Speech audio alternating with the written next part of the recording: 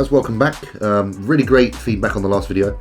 So myself and Chris decided to get back in the chair and we'll go a little bit more into depth on some of the bodybuilding basics that we went through last time.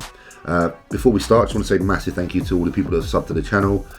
Really positive feedback, comments have been amazing, and really enjoyed reading through them and just getting to understand how you guys feel about the channel. So just a massive thanks from the two of us before we begin. Last time we discussed briefly training, nutrition and supplementation in very kind of simple terms. The point of today is not to make everything complicated either, because it is still the basic series. But what I do want to do is just venture a little bit more into the avenue of training itself, because last time we briefly covered the fact that different splits will suit different people depending on where you are in your bodybuilding, whether you're a beginner or advanced. So we're going to start basically with what would I do if I was back in the beginning of my bodybuilding and I knew more. Because quite frankly, in the beginning, like I said to you before, I overtrained. I was someone who was in the gym every day, all the time, thinking more is better, when in truth, that is definitely not the case. So, beginners, people that are just walking in the gym, first time, never done anything before, I'm going to tell you guys that you need to do this. And this is just my opinion. Again, like everyone out there who has incredible knowledge or created an impressive physique, definitely has a credible opinion, and it doesn't mean that we will have to agree. So guys, beginning, push-pull legs is definitely the way I would go. The argument that I would have versus other people is that if you were doing push-pull legs is that you need to be doing high frequency. So a lot of people would suggest doing, say, push-pull, day off, legs off, repeat, which would see you train every body part once every 5 days or so, which is quite frequent. I would be more inclined to actually spread that out more and let your body get used to training and recover more in the beginning. So if I was to take a push-pull legs approach, I would definitely suggest at least a day's rest in between each training session. So it could be the case that you do push, off, pull, legs, off, repeat. Maybe even 2 days after legs, because legs is a big body part. So I would only really want you to train probably everything once every 8 days or so in the beginning. Maybe even once every 7, pushing it to the kind of limit. Because I think recovery is something that's very, very underrated. Especially if you're doing push-pull legs, because it's very demanding. You have to consider you're training more than one body part per a session, so you are going to walk away pretty beat up. You're training a third of your body at a time, and a third of your body takes quite a while to recover, especially in the beginning of your bodybuilding. Think how you feel after you train legs if you're someone that's more advanced. Legs is literally probably a third to half of your body in one sitting. You always notice that beats you up and leaves you feeling pretty blasted for a few days. Even me now, if I train legs for a few days, I feel absolutely KO'd.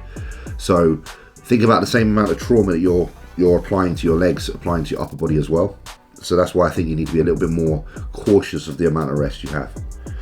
So let's dive a little bit into how we would set this up. So we're going to go through each session in basic terms. We're going to look at push-pull legs in a broke down system. So how would you approach push on its own? I'm always someone that likes to suggest that you train the hardest and biggest kind of body part and exercise earlier in the session when you're fresh. So out of the 3 muscle groups that you would train on a push day, being your chest, your shoulders and your triceps, what movement are you going to lift the most load on? Typically it's going to be a chest press, unless you're a freak and have crazy shoulders, but one or the other. So I'd go in there and I'd always try to handle the heaviest weight in the beginning of the workout when we're fresh. And fatigue hasn't onset. So if you're going to do any form of pressing, incline pressing, bench pressing, Smith pressing, machine pressing, that would be my priority go-to to be, the first exercise in the gym. I would always follow that up then with a follow-up movement for the same body part. In the beginning, I wouldn't suggest doing too many presses. I'd probably suggest moving on to a fly exercise. So you have that variation in between the press and fly movements, which sees you cover both bases. So there's 2 chest movements there. I would then probably from that point move over to shoulders, and I'd probably, in my opinion, hit a shoulder press so that you do the meat and potatoes exercise first again, and then I'd follow that up with, say, a lateral movement. So side laterals or machine laterals, cable laterals, cuff laterals, any of those. Again, just 2 movements. You'll notice I've left the rear delts out of this because I would save the rear delts for the back day, so don't worry about that. That'll go with pull. So you've done 4 movements so far. Chest press of some sorts, fly of some sort, shoulder press of some sort, lateral of some sort. We've just got 2 exercises left to do now, and that's going to be for your triceps. So the 2 I would do is I would do a movement that's an extension and downwards. So basically performing an extension with my arms by my side, contracting down to the ground. And then I'll do a second variation where I'm doing a contraction overhead, so that the long head's getting worked massively. So then again, you've covered both bases. So literally just 6 exercises per workout. In the beginning, volume can be low. I'd probably only do 1 working set per an exercise, because you probably will get tired from even your feeder sets.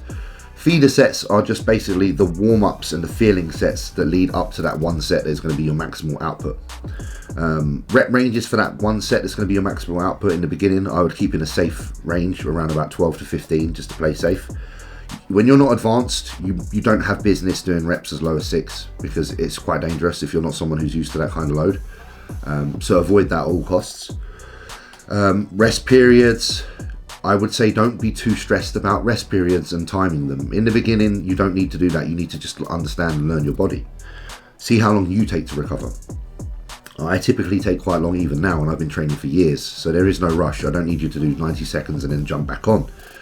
Literally take as long as you feel ready in order to be able to perform a set again that's going to be maximal effort. You won't have to worry too much about that straight away, like I say, because I'll probably only do 1 working set in the beginning stages. But definitely take that into account when you get to the stages that you're introducing maybe a second working set, because then that is when you have to be aware of how long you've had in between the 2 sets.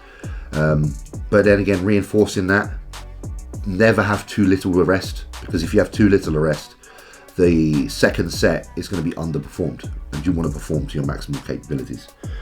So that's how I'd set up a push day. I would always encourage some stretching at the end of the session. I just do some static stretching, nothing too crazy, but I would always do it at the end once I'm already supple and warm.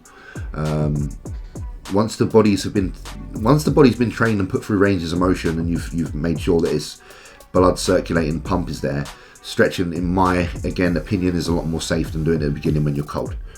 So I would spend probably around about 10 minutes at the end of each session just stretching.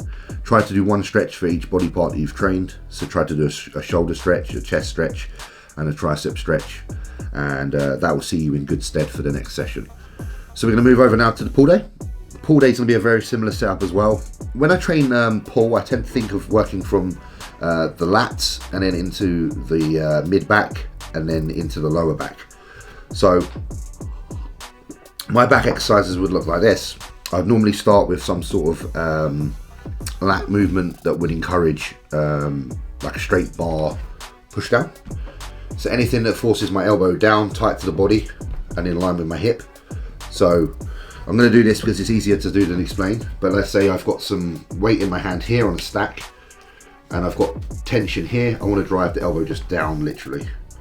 That's a lat movement. I don't want to do that to start, I want to do that to start. So I'll literally start with 1 movement doing that. So like I said, you can either use a pullover machine or you can use a straight bar push down on the cable. I typically use a straight bar because we don't have a pullover at my gym. So you can get away with that as well. You could do a dumbbell pullover if you like it. I would opt more for a cable just because the tension is the same throughout the whole movement. So you'll feel it even at the point of when you've shortened the muscle as much as possible. So I would do that for my first exercise. People look at that exercise and they think it's a little bit fanny and it's not hardcore, but trust me, it will help develop your lats massively and you don't want to neglect those. For a beginner then I'd probably move on to a row movement so that you work some of your kind of mid back. You can't go wrong with the basics. I would definitely encourage trying to learn to barbell row from the get-go, because like I say, if you can learn to do those, everything else will be easy. Barbell row with an overhand, because I don't want anybody getting issues with their biceps, because if you use an underhand there's a lot of tension running through your biceps. So just be safe, make sure you're rowing in a strong position, hands over, drive the bar into the lower stomach. You don't want to bring it in high. If you bring it in high, you're just going to hit the upper back. You want to hit your entire back, and you'll do that if you drive the bar in low. Again, 1 set on each of those, 1 working set should be enough in the beginning. We're going to then move on to a lat pull down movement just to finish the back. In the beginning I would opt for a neutral grip. It's a great way to just hit the entirety of the back. So you want to basically have a double hand grip like this. If you do have in your gym a single cable where you can literally pull down 1 arm at a time, Definitely encourage doing that because it allows you to focus entirely on one lat at a time, and literally you just want to drive down. Great movement to be in the third position. Finally, erectors for your lower back. That's when you want to do either a rack pull or a hyperextension. Both excellent movements. Hyperextension, I feel more than I do a rack pull. It's easier to make it hit the area you want. But if you start to find yourself becoming very aware of how your body works and learning your kind of mechanics, your biomechanics, and understanding how to displace weight and to pull with the right places, then you are going to get more bang for your buck out of the rack pull eventually. But the hyperextension is a great starting point for sure. So let's run through those 4 exercises again. We got the straight bar push down. We got the barbell row. We've got the neutral grip pull down, and then we've got either the hyperextension or the rack pull. So that's going to really smoke your back to pieces. Finally, we're going to do some rear delts there as well. We're not going to do biceps on this day. We're going to save biceps for our leg day, which is something that I actually did when I was with Jordan, which actually did work. It wasn't bad at all. So don't worry. You might think, oh, biceps with legs, but it does work. So we're going to do rear delts to finish. I would either do, 2 of my favorite exercises would be either using a cable bent over. So if you do a leaning over cable rear delt fly, it's basically the opposite to doing a cable fly for chest. It's the one movement I feel the most, and you can do one arm at a time. I encourage single arm movements because you just can get more control, you can get more feel, you can get more balance in that particular muscle group. If you don't have that, you can always use a machine reverse pec deck. That would be great as well. So 5 movements on that day. We're not going to do biceps, like I said. I'm going to save them for the next day. 5 is enough because they're all very, very taxing movements. Back will tax you more than push. So when you do pull day, you're going to feel a lot more taxed. That's just the way it is because the muscle groups are larger. All right, we're going to move on to leg day. So before we even hit legs, before we do anything on legs, we're going to literally hit 2 sets on biceps. First exercise is going to be a seated dual dumbbell curl. So literally just sitting on a seat, shoulders back, 2 dumbbells, curling up. Bread and butter movement, basic, does the job. 1 set on there, 1 working set between, again, 12 to 15 reps. Second movement, just so we change where we're hitting on the biceps, is going to be a brachial movement. So we'll do some hammer curls. Again, you can just use dumbbells, dumbbell hammer curls. I like doing these alternately rather than double, just again so you can focus on 1 arm at a time. 1 set, 12 to 15 reps again, should be ideal, perfect for you. And then we're going to move into legs. So we're going to do leg press to start. I love leg press to start. It's great to open up the hips. It's great to get the knees warm. It's great to get the quads and the hamstrings warm as well. So I always actually start my sessions even now with the leg press, which I would never used to do. But if I could go back in time, I definitely would. So leg press to start. Go for a neutral position, something that hits both glutes, hams, quads, something that feels very, very strong. You just want to be in your strongest position because you want to use this particular movement to load and get basically a lot of weight moved because it's a very safe movement. In the beginning, leg press is probably the safest movement you can do in order to build big legs. So leg press to start. I would then suggest and encourage people to then go into a hack squat.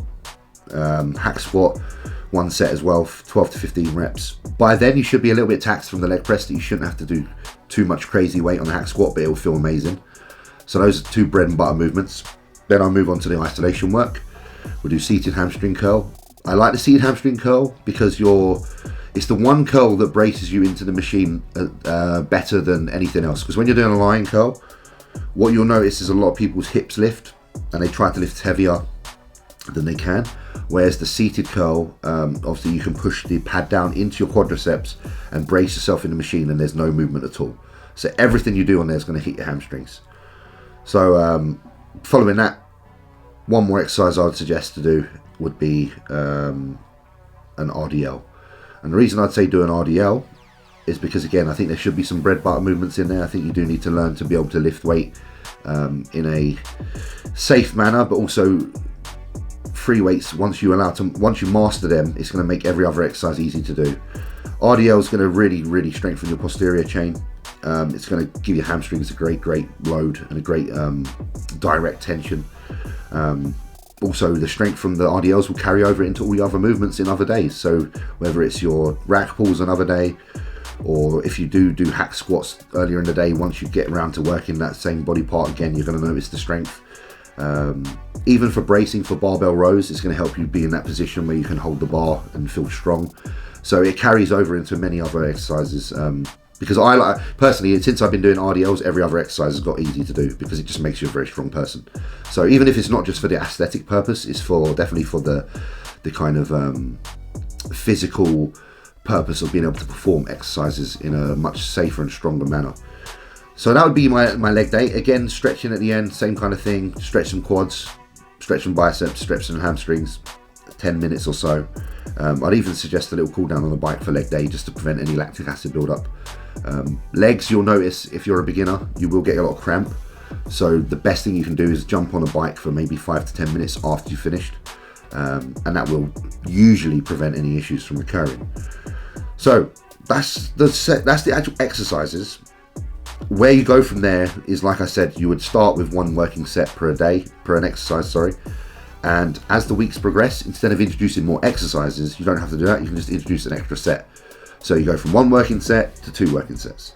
Okay, and then from there, if you want to introduce maybe a different exercise in place of another, but something that's similar, you could. So if you become confident in the gym, you want to get rid of the hack squat, you could, and you could phase in the barbell squat. If you want to get rid of a Smith press for chest, you could introduce dumbbell press. So when I phase out exercises, I would always bring something in that is similar and has a very has a movement that emulates that of which I'm replacing. So I never try to change the movement drastically. I wouldn't get rid of a shoulder press and then bring in another lateral movement. I would get rid of a shoulder press and change it for another variation. That only really has to happen once you find yourself getting to a point where you're at peak strength or there's discomfort in that particular movement. So don't be silly. Don't think you have to do a movement just because it's the one that everyone says is great. If you get niggles on particular angles or particular movements, 100% phase them out and switch them out for something else that's a better alternative for you. Training should be very individual. Your session will not look the same as his, and his will not look the same as yours, because we're not all built the same, quite simply. Rest time, as in rest days, like I said, guys, in the beginning, try not to have too much frequency in your training. Understand the importance of a day off. At least have a day off in between every session. And over time, you might be able to increase that frequency. But in the beginning, be kind to your body and don't overdo it. Final point that we need to add to this, it's how do you find a weight that suits you? How do you know that you're working with the correct weight for yourself? Quite simply, the first thing that should be in place is strict form. And if strict form is ever compromised due to the amount of load that you're putting on either a piece of equipment or the bar, then we know that we've shot out of our range of weight needed. If you find yourself getting nowhere near that number 12 rep and you're really struggling and you're wriggling to get that weight up and you're shifting all over the place, you're definitely lifting too heavy. Form needs to remain in place pretty much till the last rep. I don't mind one rep being a struggle, but it needs to be a safe struggle. It should be a struggle that is easy to bypass if you have a slight touch from a friend. So if I'm on a squat and the last rep's starting to get really difficult, if my friend only has to apply 5% effort to that to raise the bar, that's perfect. If someone has to come along and give you 60%, then you've already swung in favor of loss. You can't only apply 40% of that effort. You need to be applying 95%. And if you're applying any less, then you know you've gone too far. Again, on the other end of the continuum, if you're able to do your reps and there hasn't even been a struggle towards the last 2 or 3 reps, then you've definitely gone too light. If the tempo of the movement is ballistic and really quick the whole way through, and there's no slow reps, then there's something wrong. Slow reps isn't just what it says on the tin. Slow reps isn't just a rep that's slow. Slow reps are reps that occur when you are actually towards failure and your body actually can't lift fast. So I want you to get to that point where the downwards phase, the eccentric portion of the movement, isn't fast and neither is the concentric. It's a struggle. That is the perfect place to finish in those last 2 or 3 reps. 70 to 80% of your set can be fluid, and like I say, 30 to 20% last should be a struggle, but not at the cost of you putting in less effort than, say, 95% of the rep. If someone has to come along and literally drag it up, you have definitely gone too far and that rep shouldn't even have happened. Alright guys, I hope that was helpful for many of you. Like I say, this isn't me trying to educate everybody, it's me literally trying to help the few that aren't too sure. But I do appreciate the advanced people rechecking in, and sometimes even the advanced people like to have a little bit of a look back into things, because we learn so much that we forget so much. So yeah, really hope you enjoy that. And if you do have anything to ask, you know what you can do. Just write below and I'll get back to you ASAP. And wait for the next one. We'll be back with more. And thanks again.